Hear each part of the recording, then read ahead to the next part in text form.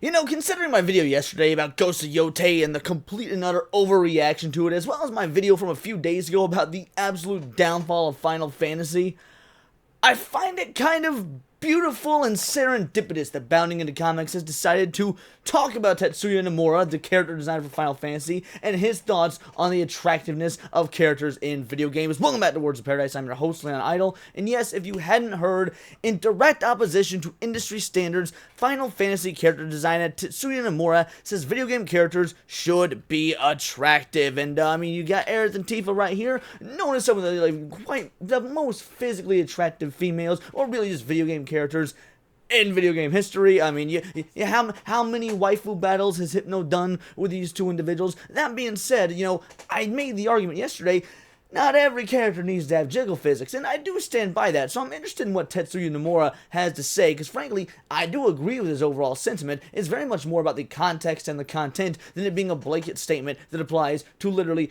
every single video game. Also, I do just find it kind of funny that Tetsuya Nomura has also gone on the record as stating the reason he makes his characters have such big shoes and zippers and belts is because he finds it hilariously stupid when cosplayers try and do his characters, so there's just a little bit of irony in that. But beyond that, I'm a Nerdy News channel. I cover nerdy news every day, so go ahead and hit that subscribe button while we go through here. Honest question, who hasn't noticed the recent video game industry trend of devs making their characters, especially the female ones, outright unattractive hybrids of masculine and feminine features? K-Vest in Star Wars Outlaws, Mr. Freeze in Suicide Squad Kill the Justice League, the entire cast of Concord, and this is a problem that we've been seeing throughout the entirety of the industry. This is something we've commented on a multitude of times, and frankly, it's something that I am getting damn tired of, because I grew up in an era of absolutely gorgeous, attractive female characters, but not overly sexualized. They didn't necessarily have to be. Samus wasn't overly sexualized. Jill Valentine wasn't overly sexualized. Neither, I mean, you could say Lara Croft was, but Lara Croft was still very much a,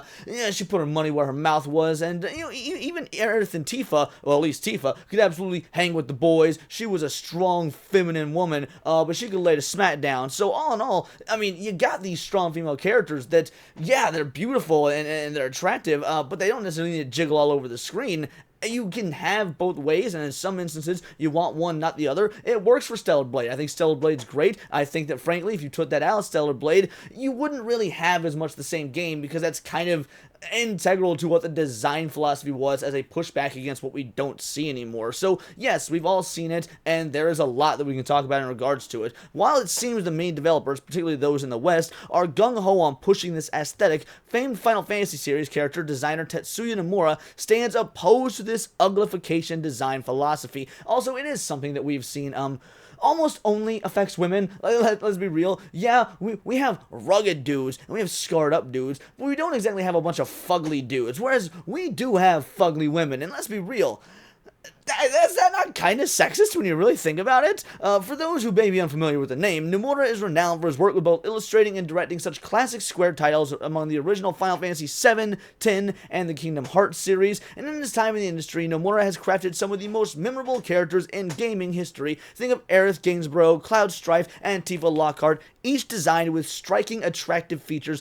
that have cemented their place with the hearts of fans. Tifa alone has a massive following that she stayed strong in the decades since the original game's release. And let's be real, these being Japanese games and having more of that anime aesthetic is also definitely a part of that. Like when anime, almost all your characters are absolutely gorgeous, unless you want to have the ugly character, and the ugly character is always drawn with the most accentuated, hilariously ridiculous ugly features, which we also have seen in Final Fantasy. So this just sort of goes along with the, you know, Eastern style of character design. Frankly, it's a style of character design that I think will also stand the time a whole lot more than what we're getting out of the West, because they don't seem to focus on making everything realistic. They still stick with a distinctive art style that is, you know, again, is distinctive. There's really no other way to put it. In a recent interview with Shueisha's Young Jump, as machine translated by Deep L, yes, more Deep L representation. We love seeing Deep L. For those of you who don't know what Deep L is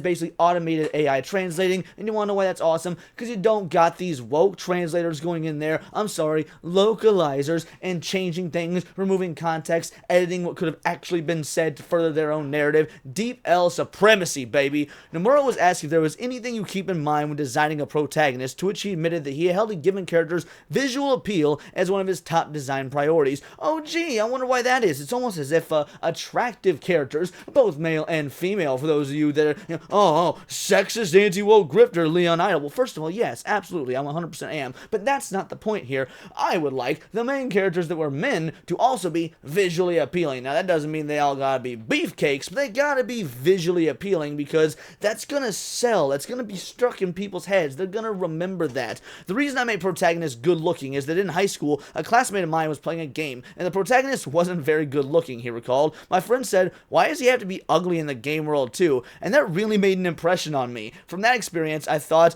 I want to be cool in the game, and that's how I designed my protagonist.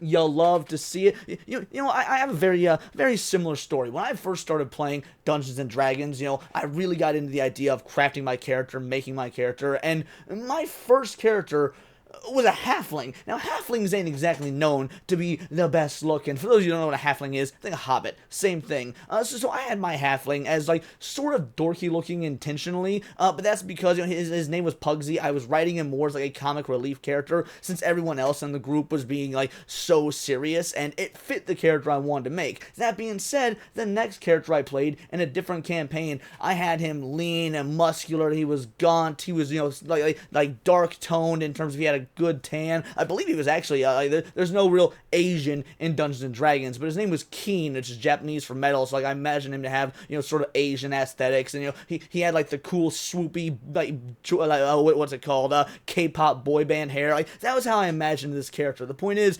yeah, when you're doing this whole create a character method, you've got different wants and needs for the sorts of characters you do create. Nowadays, when I go to create a character in a video game, I always make my characters look like either Bruce Campbell or I make an attractive female character. At least in games where you can make attractive female characters, unlike in Dragon Age, the Veilguard. I almost said Origins. Yeah, that wasn't incorrect. But yeah, point is, I get what he's talking about. If you've got something impactful to you, something that's hey, this is what I want out of a character. This is what's going to, make me, the person who's creating it, the artist, feel some sort of connection with it. That's fine. It doesn't have to look like you. It doesn't have to be you. It just has to be something artistic that you connect with. That way you're going to have fun playing that character. In fact, I've never been so narcissistic as to make a character that looks like me. However, he's always acknowledged that there was a fine line designers must walk between making their characters too eccentric, as this could lead to a disconnect between said character and the player. In my opinion, the protagonist cannot be too adventurous in terms of design and setting, said Nomura. If he does something too eccentric, he becomes too edgy and is no longer a character that you can empathize with. I actually like characters with strong quirks, so I let the enemy characters go on adventures like the protagonist cannot. That's really ironic, talking about characters being too edgy, coming from the guy that made Cloud Strife and Squall Leonhardt. Just throwing that out there. Zidane supremacy. And unsurprisingly, Nomura's sentiment echoes those felt by many, if not most players. As best summarized by Twitter user All Emerald Apple during a discussion of the aforementioned Concord, the game reportedly cost $400. Yeah, we all know that. Concord reportedly cost $400 million to create. They made zero since everyone was funded. Ugly characters, horrible gameplay, uninspired game design, ugly UI, ugly maps, unenjoyable experience, and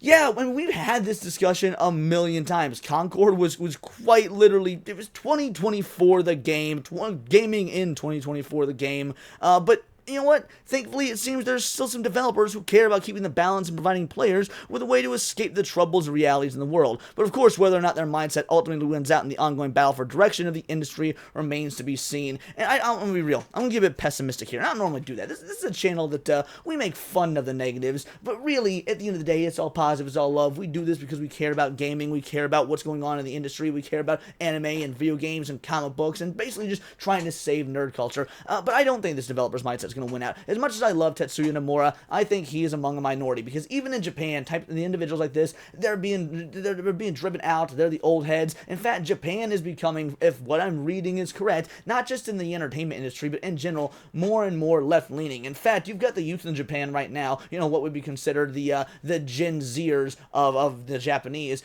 asking about open borders and voting, that they would, or saying that they would vote to allow more foreigners in as residents, things that we've already seen happen here in the US, and it has been debilitating. So if you've got the individuals like that are going into these video game, design courses, and they're becoming part of the new up-and-coming young bucks at Square Enix or Sega or Nintendo, so on and so forth. Maybe not Nintendo. They're probably immune for this given their very tight philosophy, but Sega or Konami or Square Enix, or especially Capcom, we are going to start to see an uglification of these very Eastern characters, just like we're seeing here in America. It's just going to happen at a slower rate because this stuff didn't get over there first. That being said, because they have the opportunity to learn from our mistakes here in the West, maybe there's a chance they can stave that off. But we have already seen it. We have already seen games that are of Eastern design fall into these pitfalls. We saw it with Resident Evil 4. We're seeing it with Silent Hill 2. I mean, it's actually kind of insane that there's so many Western philosophies that are being taken and put into these Eastern companies, which is why we're starting to rely on companies like China and like South Korea. And